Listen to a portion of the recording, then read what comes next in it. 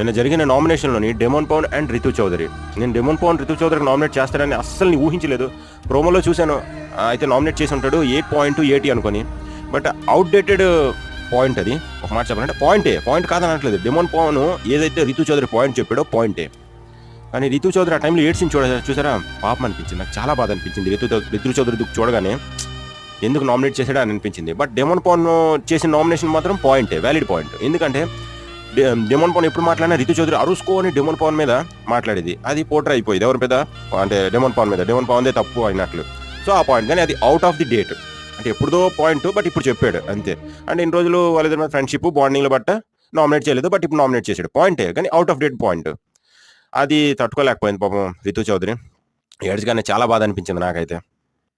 Okay, save అయిందిగా ఎలాగైనా, మన తనుజ సేవ్ చేసింది రితు చౌదరిని. అప్పుడు డెమోన్ పవన్ థ్యాంక్స్ చెప్పాడు. పోన్లే.